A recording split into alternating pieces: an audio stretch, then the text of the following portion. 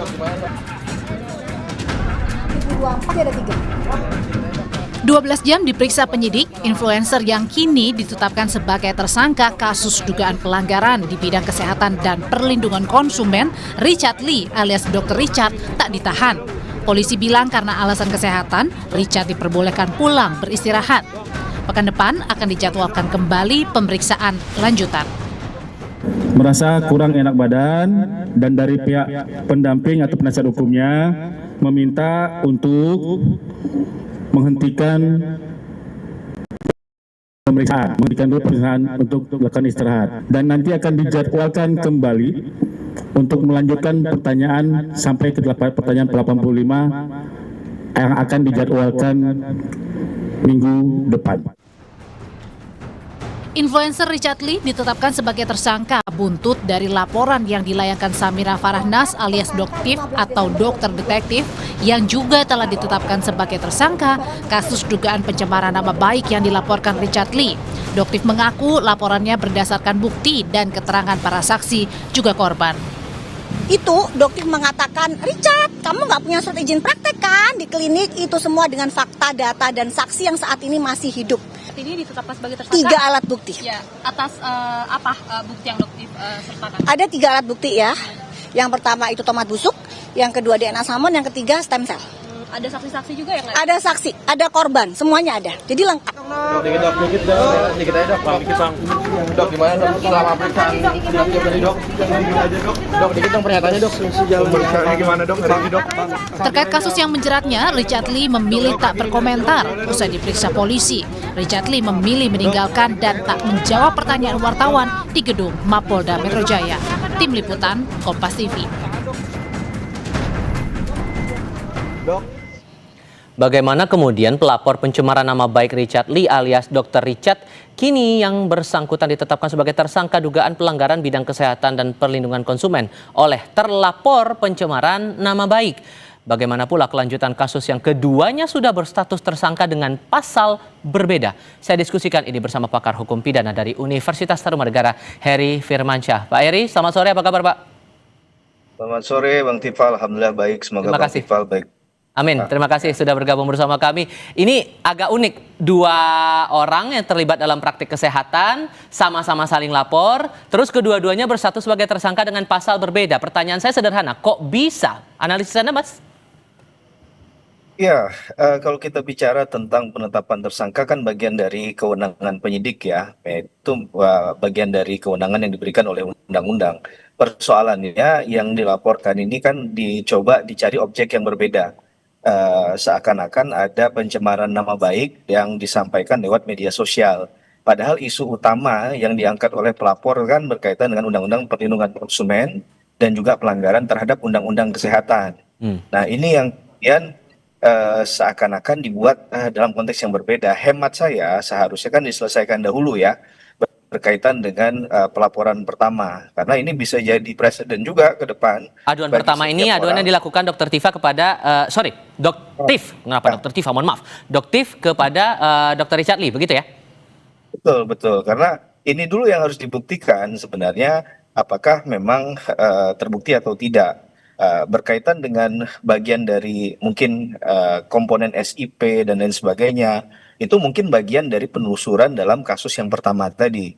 Agar ini selesai harusnya tuntas dulu yang pertama kan, baru kemudian berpijak kepada kasus yang kedua. Tapi memang tidak ada halangan untuk memberikan laporan walaupun status orang ini menjadi tersangka. Memang dalam KUHP kita tidak mengenal hal-hal semacam itu, sehingga ini menjadi peluang untuk kalau dalam ranah praktik mungkin dianggap agar ya dalam tanda petik ya sandera menyandera kepentingan juga ya bagi para pihak agar pihak yang dilaporkan itu mendapat pressure juga. Mungkin harapannya ke depan mencabut masing-masing laporan tadi. Saya nggak tahu ya, tapi kalau dalam konteks pemikiran secara ranah praktik arahnya bisa ke sana. Walaupun kalau kita lihat dari pasalnya ancaman pidananya kan lumayan tinggi nih. Seharusnya kemudian semudah itu untuk kemudian menghentikan perkaranya, memberikan ruang SP3, walaupun sekali lagi SP3 pun tidak haram hukumnya diberikan kepada semua kasus ya. Tinggal bagaimana pemberian SP3 itu apakah benar-benar misalnya buktinya kurang ya, dan perkara bukan perkara pidana, dan misalnya yang menjadi tersangka siapapun itu dalam proses hukum pidana meninggal dunia. Oke. Itu, Sorry, saya potong di situ. Kalau kemudian dua-duanya sudah berstatus tersangka dengan pasal berbeda, Doktif sudah jadi tersangka 12 Desember 2025. Kemudian Richard Lee saat ini dengan pasal yang berbeda. Menurut Anda ada kemungkinan tidak antara kedua pihak ini akan dikonfrontir dalam satu pemeriksaan yang sama? ya sebenarnya kalau ini masih ada benang merahnya, relevansi dengan objek pemeriksaan, harusnya bisa saja. Sangat mungkin itu dilakukan, dan kaidah hukum acara pidana tidak mengatur serigit itu ya. Bahkan memberikan ranah untuk mengkonfrontasi, mengkonfirmasi, itu kan hak ya. Apalagi untuk masuk ke ranah yang lebih serius lagi sampai kepada penuntutan di muka persidangan. Tentunya kan hal ini tidak kalah penting ya untuk memastikan apakah memang terpenuhi unsur deliknya atau tidak. Jangan-jangan setelah dikonfrontasi ya ada penilaian hukum dari penyidik yang bisa memastikan bahwa ternyata hanya satu saja yang jadi tersangka misalnya, karena hal yang disampaikan memiliki kebenaran. Nah, kita nggak tahu atas dasar misalnya si pelapor tadi dijadikan tersangka dalam kasus pencemaran nama baik di Undang-Undang ITE, apa poin utamanya, kemudian apa oleh penyidikan untuk menetapkan seorang itu menjadi tersangka, karena ini ditarik ke ranah undang-undang yang lain, tidak bicara undang-undang awal yang dilaporkan oleh. Tapi kalau kemudian dikonfrontir dan setelah dianalisis oleh penyidik, apakah ada kemungkinan Anda membuka asumsi bahwa hanya akan ada satu tersangka di sini, kemungkinan perubahan pasal juga bisa memungkinkan itu terjadi? Kalau bicara perubahan pasal, rasa-rasanya agak sulit ya, Bang Tifal ya, karena ini bisa menunjukkan inkonsistensi dan tidak profesional dalam penetapan tersangka. Apalagi penetapan tersangka itu kan biasanya sangat formil ya. Ada surat penetapan tersangkanya, di situ dicantumkan pasal-pasal yang menjadi ketentuan yang mengacu terhadap perbuatan pidana yang dilakukan oleh tersangka, dan atas dasar itu dia akan melakukan pembelaan kelak. Nah, jadi kalau kemudian ini diubah ini menjadi bisa jadi dalam tanda petik peradilan yang proses peradilan yang sesat jadinya kan, yang main-main, tidak profesional, apalagi ini misalnya dilakukan di kelas yang kita anggap bukan tingkat di kepolisian yang rendah begitu ya, tapi sudah dan dianggap sudah harusnya profesional, tidak boleh melakukan kesalahan sekecil apapun. Gitu. Baik, dan menurut Anda keduanya perlu dilakukan penahanan atau tidak? Pak Heri? Ya, Pak Heri, saya ulang lagi pertanyaan saya. Jadi keduanya perlu ditahan atau tidak menurut Anda? Karena sama-sama sudah berstatus sebagai tersangka. Ya, menurut saya kalau ini belum clean and clear, rasa-rasanya penahanan itu bukan satu yang menjadi urgensi ya di awal. Bahkan ini jadi pertanyaan banyak pakar dan juga pengamat hukum pidana berkaitan dengan misalnya di KUHP yang baru.